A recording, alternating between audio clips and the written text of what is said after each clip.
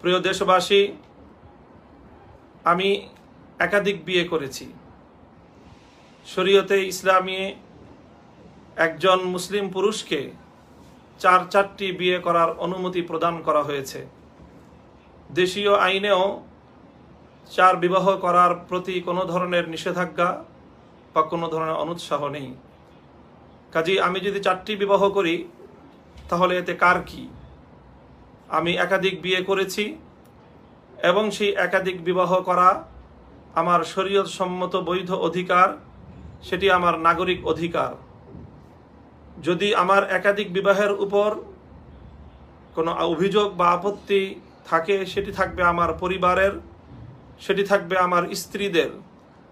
আমি একাধিক বিবাহ করে আমি যদি আমার স্ত্রীদেরকে কোনো অধিকার বঞ্চিত করে থাকি, তাহলে তারা অবশ্যই আমার বিরুদ্ধে কোথাও কোনো অভিযোগ দায়ের করতেন। কিন্তু আজও পর্যন্ত কেউ কি দেখাতে পারবে যে আমার কোনো স্ত্রী কোথাও আমার বিরুদ্ধে এতটুকু অভিযোগ কোথাও করেছে যে আমি তাদেরকে তাদের প্রাপ্য অধিকার থেকে বঞ্চিত করেছি? সুতরাং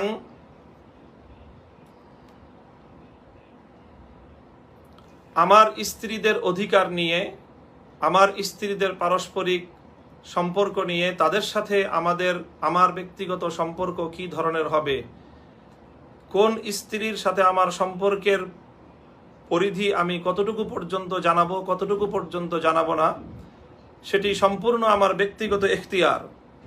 আমার এই ব্যক্তিগত এখতিয়ারকে লঙ্ঘন করে যারা এ বিষয়ে আমার ব্যাপারে কোনো ধরনের আক্রমণাত্মক আচরণ করেছেন, আমি মনে করি তারা সকলেই আমার ব্যক্তিগত স্বাধীনতায় হস্তক্ষেপ করেছেন এবং আমার নাগরিক অধিকারকে ক্ষুণ্ণ করেছেন। আমি একাধিক বিয়ে করার ক্ষেত্রে আমার স্ত্রীকে আমি কিভাবে ম্যানেজ করব, কোন কথা দিয়ে তাকে আমি প্রবোধ দিব, তার সঙ্গে আমি কোন পরিস্থিতিতে কোন কথা বলে তাকে আমি সান্ত্বনা দিব, সেটিও আমার ব্যক্তিগত ব্যাপার। ইসলামী শরীয়তের মধ্যেও এ ব্যাপারে সম্পূর্ণ এখতিয়ার প্রদান করা হয়েছে যে স্ত্রীকে সন্তুষ্ট করার জন্য, স্ত্রীকে খুশি করবার জন্য প্রয়োজনের ক্ষেত্রে সীমিত পরিসরে কোনো সত্যকে গোপন করারও অবকাশ রয়েছে। কাজেই সেই বিষয়ে যদি কোনো অভিযোগ থেকেও থাকে, সেটি থাকবে একান্তই স্ত্রীর। আমি জানতে চাই আমার স্ত্রী কি কোনোদিন কখনো কোথাও বাংলাদেশের কোনো রাষ্ট্রীয় প্রশাসনিক কর্তৃপক্ষের কাছে অথবা কোনো আদালতের কাছে আমার ব্যাপারে কি কোনো অভিযোগ দায়ের করেছে? তাহলে কেন আমার স্ত্রীর অধিকার নিয়ে গায়ে পড়ে কিছু মানুষ অতি উৎসাহী হয়ে আজকে আমাকে ঘায়েল করবার চেষ্টা করছে? প্রিয় দেশবাসী, আমার স্ত্রীর সাথে আমার ফোনালাপ, আমার স্ত্রীদের সাথে আমার কথোপকথন, এগুলো একান্তই আমার ব্যক্তিগত বিষয় এবং আমার পারিবারিক বিষয়। অত্যন্ত দুঃখ এবং পরিতাপের সাথে বলতে হচ্ছে যে আমার সেই ব্যক্তিগত গোপনীয়তাকে মারাত্মকভাবে ক্ষুণ্ণ করা হয়েছে এবং সেগুলোকে, সেই ধরনের ব্যক্তিগত কথোপকথন এবং আলাপচারিতাকে জনসম্মুখে প্রকাশ করে আমার নাগরিক অধিকার, আমার ধর্মীয় অধিকার, আমার ব্যক্তি স্বাধীনতায় যারা হস্তক্ষেপ করেছেন, তারা প্রচলিত আইনে চরম অপরাধ করেছেন এবং তারা ইসলামী শরীয়তের আলোকেও অনেক বড় অন্যায় এবং অপরাধ তারা করেছেন। ইসলামী শরীয়তের বিধান লঙ্ঘন করার কারণে আল্লাহর আদালতে আমি বিচার দায়ের করব এবং প্রচলিত আইন লঙ্ঘন করে আমার ব্যক্তিগত গোপনীয়তা লঙ্ঘন করার অপরাধে যারা দুষ্ট, আমি তাদের বিরুদ্ধেও অনতিবিলম্বে আইনি পদক্ষেপ অবলম্বন করব। আমি আমার ব্যক্তিগত আইন পরামর্শদাতাদের সাথে ইতিমধ্যে পরামর্শ করা শুরু করেছি এবং অচিরেই আমি তাদের বিরুদ্ধে আইনানুগ ব্যবস্থা গ্রহণ করব। সুতরাং আমি সকলকে অনুরোধ করছি, যারা ইতিমধ্যে এই ধরনের কোনো সীমা লঙ্ঘন করেছেন, তারা তাদের এই ধরনের কার্যকলাপ এখনই বন্ধ করবেন এবং অতীতের কৃত আপনাদের এই সকল অপরাধগুলোর জন্য আপনারা নিঃশর্তভাবে আমার কাছে এবং জাতির কাছে ক্ষমা প্রার্থনা করবেন, অন্যথায় আমি আপনাদের বিরুদ্ধে আইনানুগ ব্যবস্থা গ্রহণ করতে বাধ্য হব।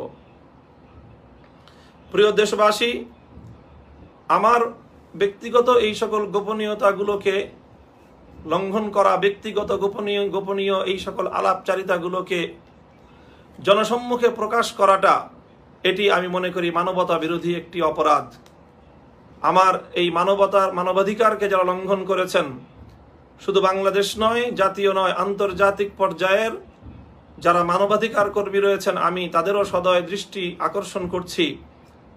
বাংলাদেশে ব্যক্তিগত মানুষের স্বাধীনতা এবং তাদের অধিকার কতটা লঙ্ঘিত, আজকে আমার এই ঘটনা সেটিকে আবার নতুন করে দিবালোকের ন্যায় স্পষ্ট করে দিয়েছে। শুধু আমি নই, আমার পরিবার এবং আমার পরিবারের সদস্যদের পারস্পরিক কথোপকথন, সেই সকল একান্ত পারিবারিক আলাপচারিতাগুলোকে, সেগুলোর কল রেকর্ড ফাঁস করে দিয়ে পরিবার জীবনে যে অস্থিরতা তৈরি করবার পায়তারা এবং যেই ষড়যন্ত্র তারা করেছে, ইনশাআল্লাহ তাদের ষড়যন্ত্র ব্যর্থ হবে এবং তারা সকলেই আইনের কাছে সুপর্দ হবে এবং তারা এর জন্য চরম খেসারত দিতে বাধ্য থাকবে ইনশাআল্লাহ। আমি স্পষ্ট ভাষায় বলতে চাই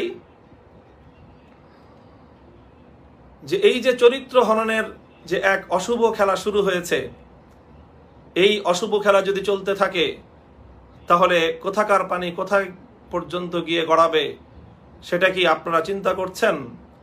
ইতিমধ্যেই কি লক্ষ্য করছেন না যে কত গুরুত্বপূর্ণ ব্যক্তিদের কত ব্যক্তিগত বিষয় নিয়ে ইতিমধ্যেই অনেকেই আলোচনা মুখর হয়েছে? এটা দেশের স্বাভাবিক পরিবেশকে, দেশের শান্তি শৃঙ্খলা স্থিতিশীল পরিবেশকে, সভ্য সমাজের ভদ্রতাকে মারাত্মকভাবে বিঘ্নিত করবে। প্রত্যেক ব্যক্তির এই সকল ব্যক্তিগত গোপনীয়তাগুলো নিয়ে যদি সমাজে এভাবে প্রকাশ্যে আলাপচারিতা চলতে থাকে, তাহলে কিন্তু অনেকেই এভাবে মারাত্মকভাবে তাদের মান সম্মান ক্ষুণ্ণ হয়ে আমাদের এই সমাজ, এই দেশ বসবাসের অনুপযুক্ত হয়ে পড়বে। কাজেই সকলের প্রতি উদাত্ত আহ্বান থাকবে, কাচের ঘরে থেকে অন্যকে ঢিল ছুড়বার মতো বিপজ্জনক কোনো প্রক্রিয়া কেউ অবলম্বন করবে